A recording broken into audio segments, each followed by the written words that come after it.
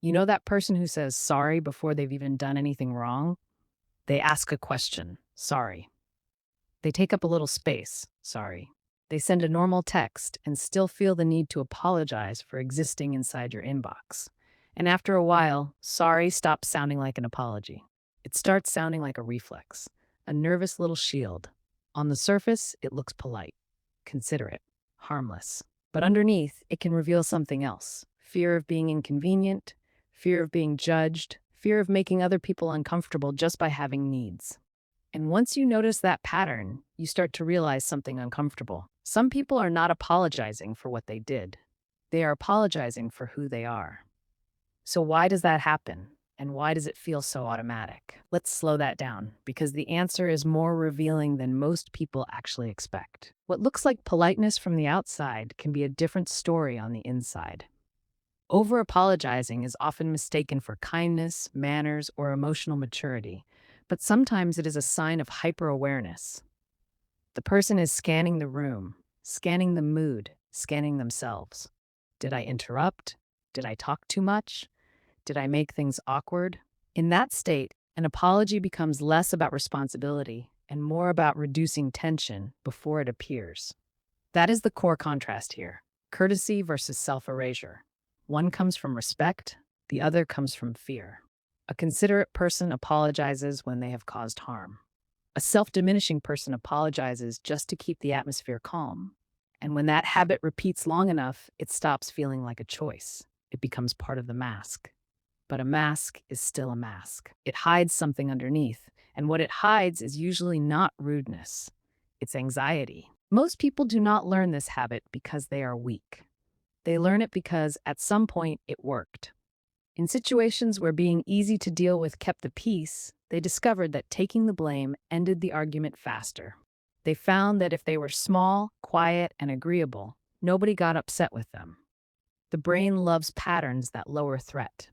It does not care if the strategy is healthy in the long run. It cares if the strategy reduces danger now. So an apology can become a survival tool. Not because the person is dishonest, but because their nervous system has linked safety with surrender. That is why the habit can feel automatic. It is not a thoughtful decision every time. It is a learned response that once protected them from discomfort. And when a response gets rewarded over and over, it becomes memory in the mind. A lot of the time, the habit starts in childhood before anyone has language for it. In some homes, mistakes were met with criticism. In others, tension appeared so quickly that a child learned to apologize before the adults raised their voices. When the atmosphere is unpredictable, the body becomes alert. It starts scanning for danger, reading tone, reading faces, reading silence. And if saying sorry softens the reaction, the brain remembers. Not as a sentence, but as a rule. Apologize first, and the moment stays manageable. Apologize first, and you will not be shamed, blamed, or singled out. Over time, that rule can become emotional conditioning. The nervous system learns that peace is earned by shrinking. So the voice keeps using the script the child used to stay safe. That is why the apology often sounds too fast and too frequent. It is not language, it is history speaking now. The social cost is subtle, which is part of why people miss it. When someone apologizes for everything, they may appear kind, but they can start to look uncertain, overly responsible, or easy to interrupt. In conversations, constant apology can shrink your presence.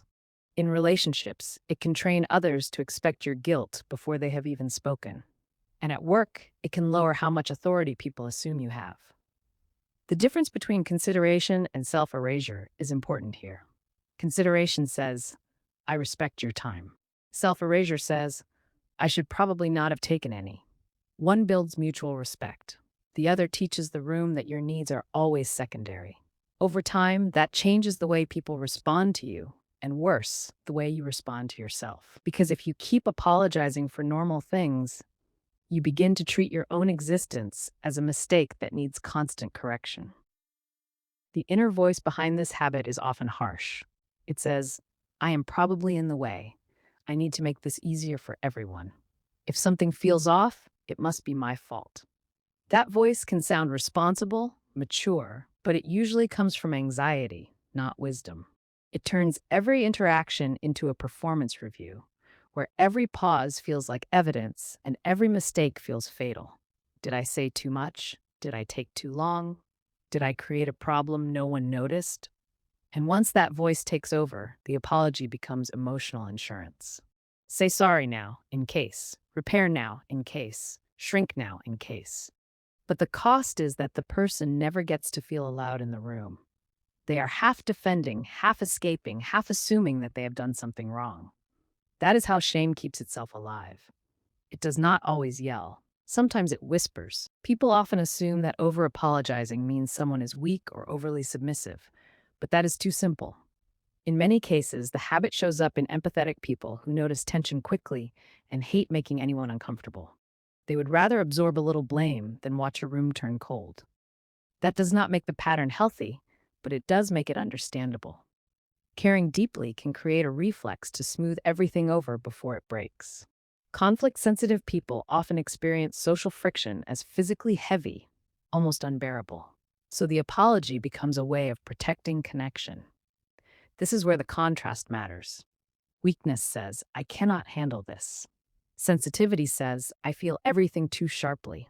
Those are not the same thing. In fact, some of the most apologetic people are also thoughtful, emotionally perceptive, and considerate. They just need a better way to carry that care without turning it against themselves. What makes this pattern powerful is how quickly it becomes automatic. It shows up in texts, meetings, relationships, and moments where no apology is required. Sorry for the late reply. Sorry, quick question. Sorry if this is obvious. Sorry for taking up your time. At some point, the word stops carrying responsibility and starts functioning like a nervous system reflex. The person is not always apologizing because they feel guilty. Sometimes they are apologizing because their body expects friction before it arrives. That is why breaking the habit is hard, because it feels familiar. You are not just changing language, you are interrupting a survival loop.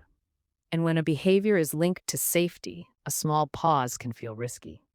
But that pause is where the shift begins. Because once you realize the apology is happening before you have done anything wrong, you can start choosing whether it is needed. Breaking the pattern does not mean becoming cold. It means learning to separate real accountability from unnecessary guilt. Start with a pause. Before saying sorry, ask whether you actually caused harm or whether you are just trying to smooth tension. If you need a softer phrase, try thank you instead. Thank you for waiting. Thank you for your patience. Thank you for hearing me out. That simple shift keeps your dignity intact while still showing care. You can also replace automatic apologies with neutral language. Excuse me is not the same as I am a problem. Can I ask something? Is not the same as sorry for existing. And that distinction matters because confidence is not cruelty. Boundaries are not selfish. They protect both people and peace. Taking up space without panic does not make you rude. It makes you more honest with the room and more honest with yourself. The real goal is not to stop caring. The real goal is to stop treating your own existence like an apology. You are allowed to enter a conversation without shrinking first. You are allowed to ask, to clarify, to disagree, to take your time, and to take up space without performing guilt in advance. That is the deeper reframe. Not apology as identity, but honesty as identity. Not survival mode, but self-respect. When you stop apologizing for every harmless thing, you do not become rude. You become clear. You become calmer. You become someone who speaks from choice instead of fear. And that is the final contrast here. Apologizing to survive versus speaking to exist. One makes you smaller to keep the peace. The other lets you be present without panic. And for a lot of people, that shift is not just healthier. It is freedom, real peace, and rest.